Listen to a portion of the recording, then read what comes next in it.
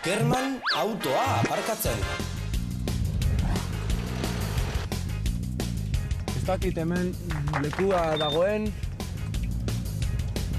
Hemen agian ez. Toki txikia. Ez dakit kotxea sartuko den. Aizu, barkatu, mesedez. Bai, barkatu. Badakizu hemen posiblea den aparkatzea? Ez, hemen debekatuta da aparkatzea, hemen ez. Bai, hemen da auzokuntzako bakarrikan da.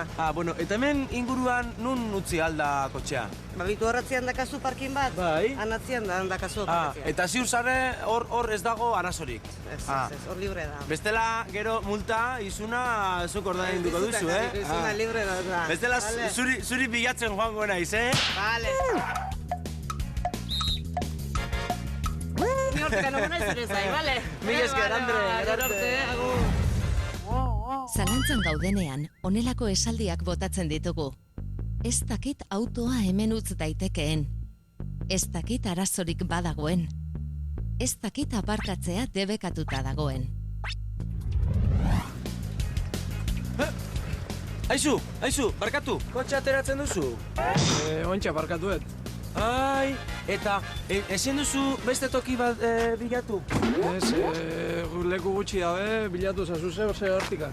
Ezke, nik kanpotarra naiz, algortakoa, eta ez dut bat ere tokirik topatu. Zer iruditzen, nik kotxea hemen utzita zu zaindu, Pentsatura ez, beste, hori.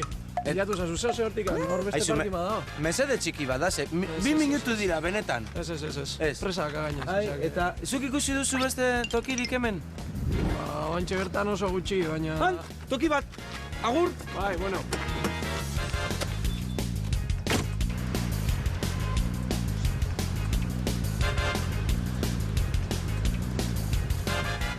Aizu, gizon, barkatu. Izuna, zergatik izuna? Eta eremuan zaude aparkatuta, eta ez duzu papeli jarri. Baina ni uste nuen ezela beharrezkoa. Bai, hemen tago dago eta jarri behar duzu. Bueno, izan dira bakarrik 2 minutu. Auto honek denbora luze damaki hemen aparkatuta. Eske, egon naiz hor errekadoa egiten eta pasatu zait denbora. Dena dela, aizu, ez du trafikoa oztopatzen, dago hor autoa geldik. Ja, baina lortu behar duzu papela. Eta autoare oso handia ez da, horrek ere... Auto txikiala handia izan, berdin dio, danak lortu behar dute. Bueno, eta orain jartzen badu txartela, orain... Orain ja alperik da. Orain ez... Lehen egin bertzen nuen gauza bazen. Orain ja ez du balio. Bueno, eta zenbat ordaindu behar dut izuna? 2 egun dauzkazu 10 euro ordaintzeko. Kontrako kasuan, 35 euro izaten da. Ja, orain ordaintzea hobeto, ez? Merkeago. Bai, bueno, lagundu mesedez, Lagunduko didazu? Bai, gaza.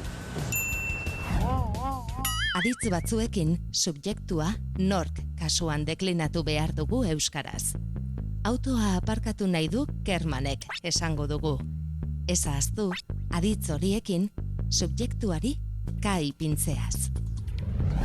Bueno, hemen azaltzen dizun bezala, bigarrengo aukera hartzen duzu, aukeratzen duzu, eta teklatu behar diozu zure espedientaren zenbakia. Expediente zenbakia, papelaren zenbakia. Bai, estatu ondoren, egin behar duzu ordainketa, 10 euroa. 10 euro, txartelarekin posiblea da ordaintza? Bai, posible duzu, bai txamponetan, bai txartelarekin egin. Oso ondo. Azkeneko galdera bat, zer esan nahi du TAO? TAOk esan nahi du trafiko eta aparkamentu antolakuntzaren ordenantza. Trafiko eta aparkamentu antolakuntzaren ordenantza. Eske, Bai, hori da. ikaragarri gustatzen zaizkit ziklak, aizu. Bueno, eskerrik asko, gizon? Mil esker. Bueno, gero arte. Bai.